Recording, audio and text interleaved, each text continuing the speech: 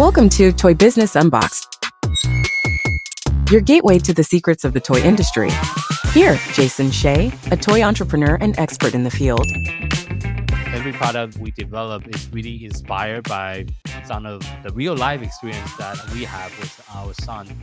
60% of all toys last year were sold on Amazon, which is incredible. Be passionate about it because it's a road, it's a journey. Like when you have an idea that you think is like gonna somewhat like change the world, make things better, I'd say go for it. We'll guide you through the enchanting world of toy design, marketing, and manufacturing. Now let the unboxing begin. Welcome back to another episode of Toy Business Unboxed. Today we are joined by Barnes, entrepreneur, parent, and the creator of HandMoto. His journey began with challenges that many of the parents face nowadays, a young child glued to the screen, losing interest in hands-on learning. And that concern sparked him to create and start his own mission, eventually, and also turn into a product designed to re-engage kids with creative, educational, and screen-free play. So thank you so much for joining our podcast today, Brian. Thanks for having me, Jason. So can you first off start off by sharing with our audience a little bit about your journey and what inspired you to create the company that you currently operate today? Sure. Yeah. Actually, my mission with our products is very personal. I started on computers way back, even before Apple II computers. I'm in my 50s now, and I got a computer when I was about age 10. And I've been using electronic devices very consistently. I became a high-tech executive at a major silicon manufacturer. So when your computer goes to sleep, I pioneered a lot of these technologies. And I developed what's called dry eye disease about 4 years ago.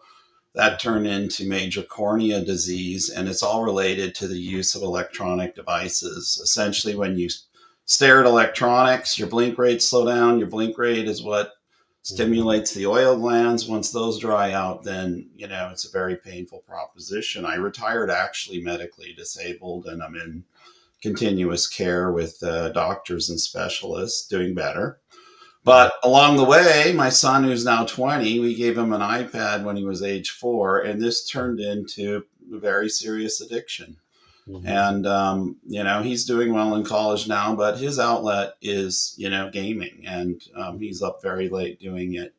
And so I decided, basically also because I had to make a career change. I can no longer spend 8, 10, 12 hours a day staring at computers, doing online meetings and email. So I invented a product called the HandMoto Dry Erase Learning Board.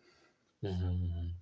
Yeah, and what was the moment that made you realize that you have to change, like you want to create something that can help with the learning experience, not just for your son, but also for other kids like yours? Well, it really came to me. To be honest with you, I spent a better part of a year indoors with my eyes closed. And, you do a lot of spiritual deep thinking when you believe you could, this could be your life. Fortunately, I did improve, but it just resonated with me, to come up with something that would have the appeal, the engagement factor of electronics in kind of similar form factor to an electronic tablet, but yet one that isn't harmful. And so, that's how this product was developed. It's patented, and, it's kind of my pride and joy. It's been very well received. I'm sure we'll talk further about that.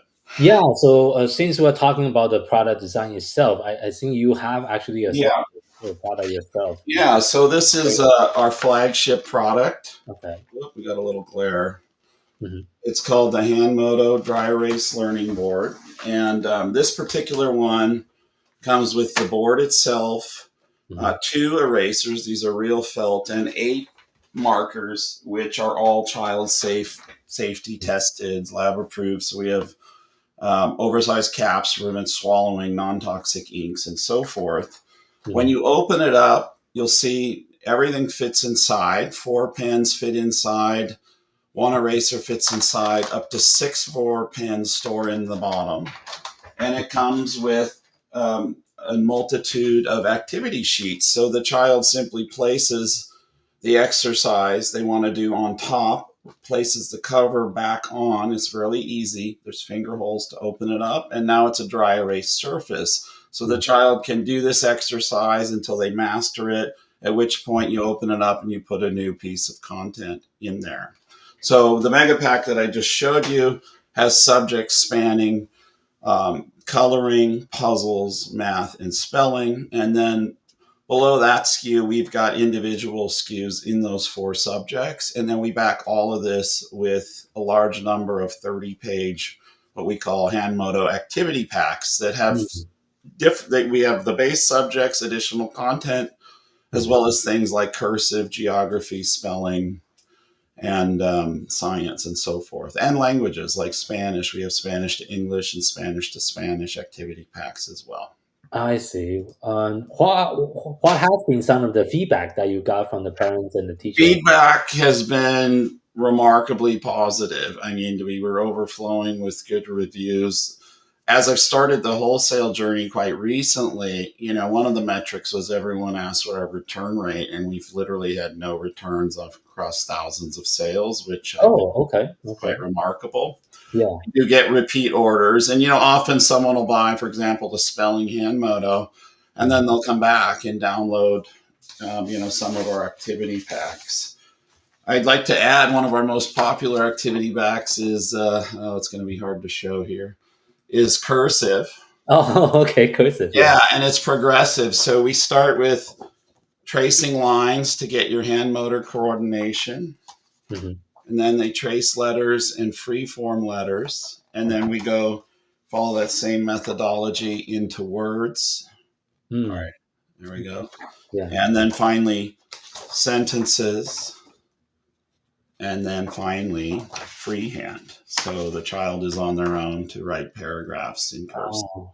So this was my point of showing that it's a very progressive lesson plan that benefits greatly from the ability to repeat. If you buy a workbook, you use it once or you erase, but you still see your prior answers. This is a very clean start over.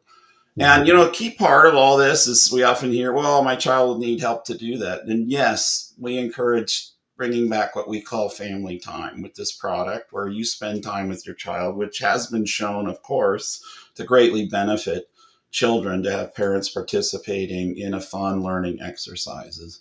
On top of all this, we've have children friends of mine that have used the product extensively, that have been part of our photography and such, and it holds their attention for years, actually.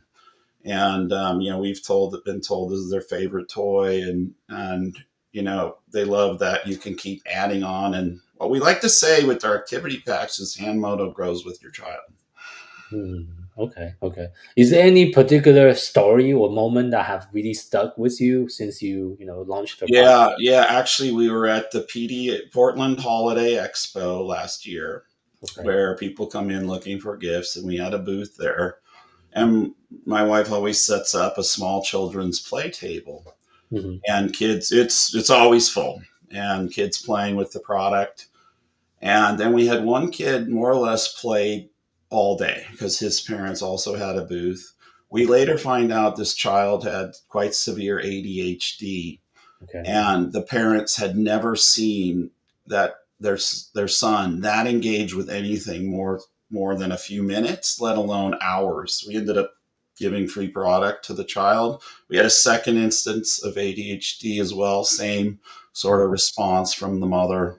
What do you have? And so I think we've really tapped into something that fills a need, and it's, for many aspects, it's better than electronics. Number one, you're holding an actual pen and learning dexterity and how to write.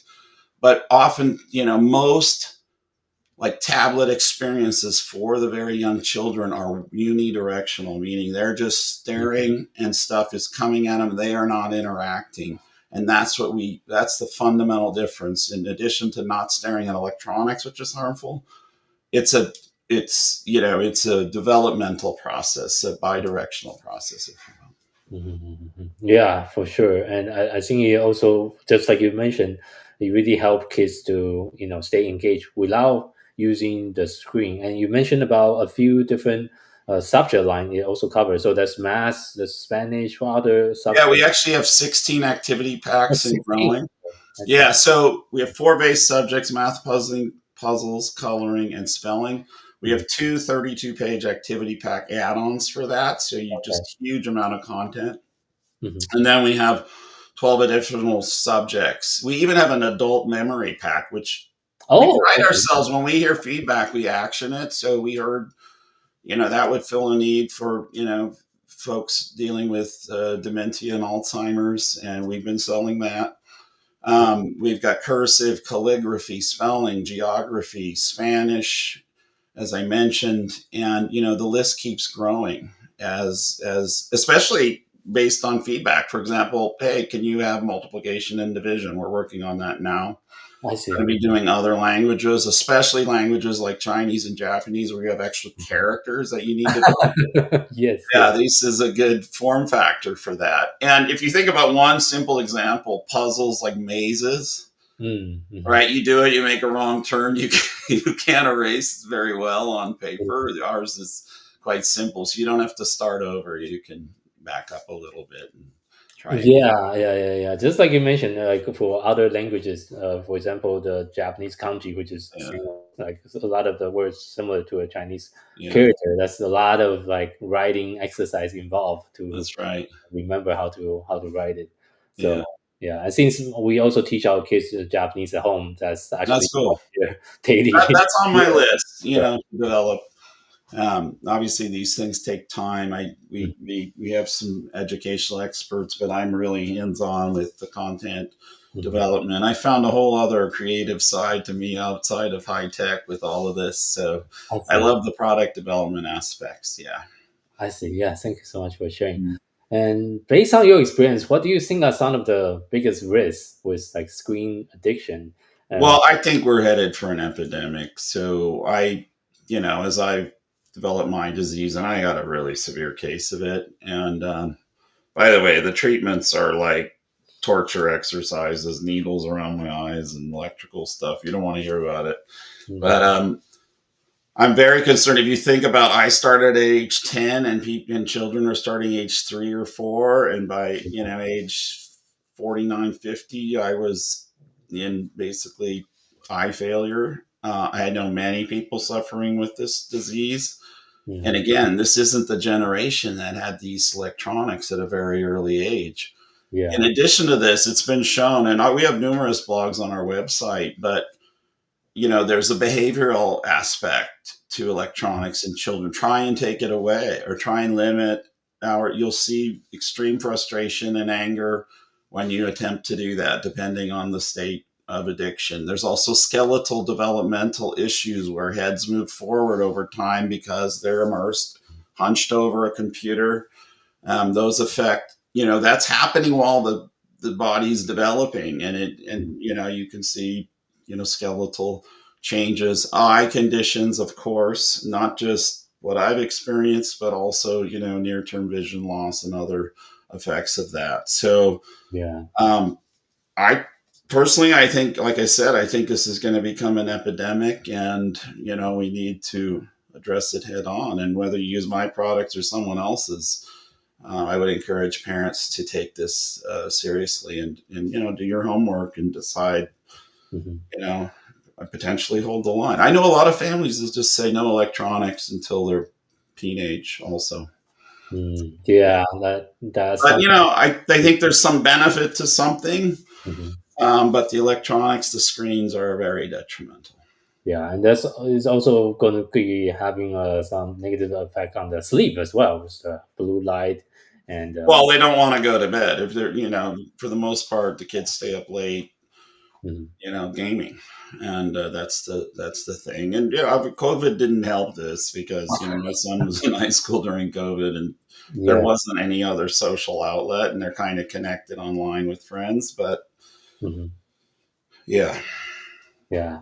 Okay. Yeah. Thank you so much for sharing that. And I want to switch focus and talk a little bit about the marketing aspect of the business, because I know your product is very unique and kind of different than what is being offered on the marketplace. So will you mind also sharing some of the marketing experience you have of what has been working for you and what has been maybe not working as much? All right. Well, to be honest, not much has worked well for my product. I think mainly because it's just a different category of device, and when we first marketed it Mhm. on Amazon, we were getting compared against coloring books and activity books. We're not that, and then selling online, especially through social media, also didn't work out too well because honestly, you're marketing a non-electronic solution to potentially a parent that's heavily immersed, on social media and potentially doesn't believe there is an issue. Or we hear the other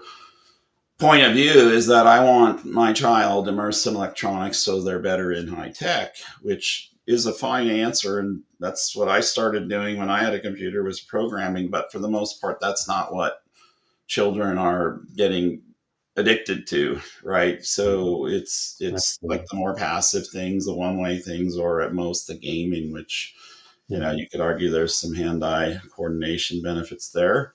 Sure. But yeah, I've struggled, to be honest with you, to find channels that work for us. We did a Mhm. pretty extensive array of local advertising, billboards, Mhm. TV, targeted demographic TV ads, and also radio. And sadly, these campaigns were not profitable for us. I So see. Yeah. we've gone all in on wholesale starting this year. Did a multitude of shows. Of course, that's where we met. Mhm. It was very promising. We had just tremendous positive feedback. So we're working on, getting into physical retail here, getting pretty close on some opportunities. And, we took some feedback actually along the way, like our cover pages weren't standalone, meaning we sold online, we have animation videos and everything. And then the cover page didn't clearly articulate what are the benefits and what do you get, and, a click through link to get to an animation. So if we're hanging in a store, that Mhm. people can learn what it is. And so we've made those changes in real time. Mhm. And I firmly believe, just simply by the fact that when we're in a physical setting and our products are hanging, children gravitate. Mhm. So I believe with these changes and, the physical benefits of being in a store, I think we're going to turn a corner. But this has been a very challenging Mhm. business to launch. I never Yeah. expected that. You think once the product's kind of proven and people love it, that it'll be easy, and it's not been at all. So, I see. How about school? I think like sounds a product like yourself should work so like you. school's very challenging. So if you sell into public schools, basically every child in the district would need to get one. Mm. Um, and even, obviously we're well prepared to offer deep discounts in such a situation, but still Mhm. everyone knows how public school districts' budgets are, and this is a huge challenge. In addition, the content we put inside is not officially accredited. We're not working with an official publishing house. We develop it Mhm. in house. I see. Okay. Of course, we're willing to do so, but we did hear some promising feedback as part of the shows, which was the Mhm. form factor, the physical encapsulation properties of our product.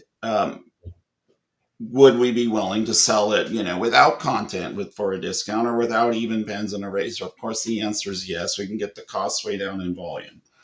Mhm. And that would then entail like a school teacher to develop their own content, which we believe Yeah. is very viable. And so we've had been in some discussions on that.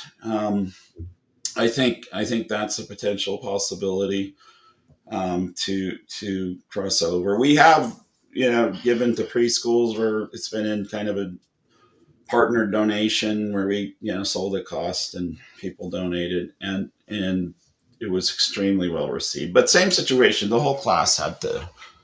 In that case, we were able to give it to just a classroom versus the Mhm. whole district. Yeah. I see. Because it's private, and it was extremely well received in those cases as well. I see. Yeah, good. Thank you for sharing that. It's definitely we also have tried to market to school with our own toy brand since we design product for kids with special needs. But just like you say, it's not a easy channel No. to navigate.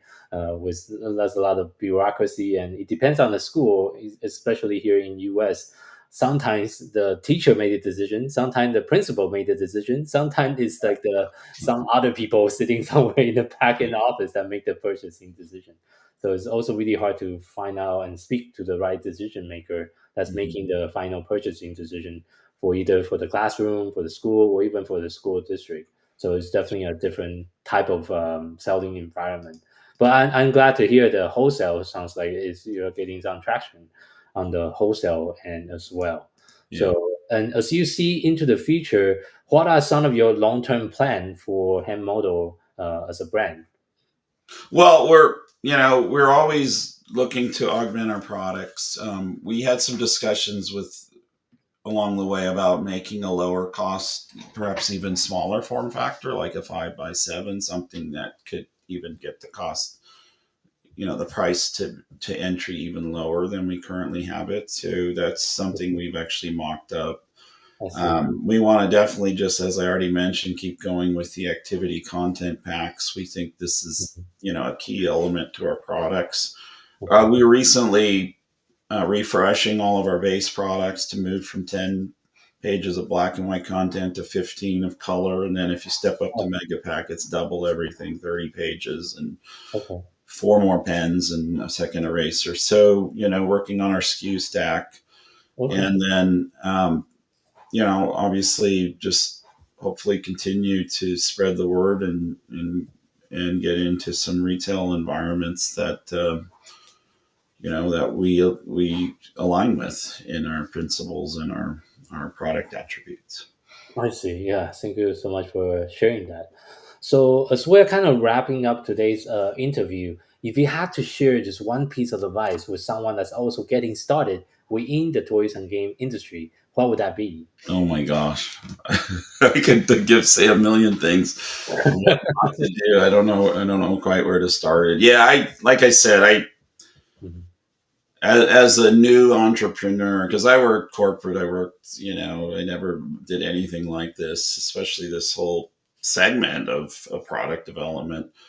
Like I said, I thought once you had a product that you knew was good. And by the way, for a year and a half, I wasn't sure we had a good product. It took a lot of sales and feedback for me to feel assured that, hey, this is a good idea. This does have appeal. It does have holding power with, attention of children and so forth. Mhm. And then I just, was like, struggled to find a profitable channel to sell direct to consumer. And so, yeah, we've had to change courses completely. And, obviously we work with Amazon. This is a really challenging environment to sell anything. I've gone through multiple, agencies trying to manage that. And we're still not there a year and a half later. So Mhm. still a lot of work to do. And, obviously it took way more money than I ever expected. I proudly make my products in the US. And, we started actually, the original concept was medical signage. So our products, like it's the highest end plastics PETG virgin for the covers and ABS, completely recyclable. And another attribute of the products I wanted to mention is it's completely sustainable. You don't consume Mhm. Yeah. anything. It preserves the paper. Even our activity packs come in protective sleeve envelopes. Yeah. And, this complete reuse, which is even better than recycling. And by the way, our plastics are fully recyclable at end of life as well. So, Mhm.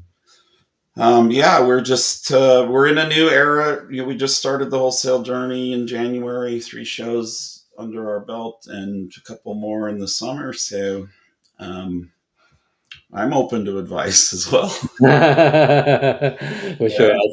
I think you I'm just not keep a success story yet. yeah, Yeah. So, of course. Yeah. So, yeah, but it's all about like trial and error and see which yeah, one's going to work and which one's not going to. that's Uh, right.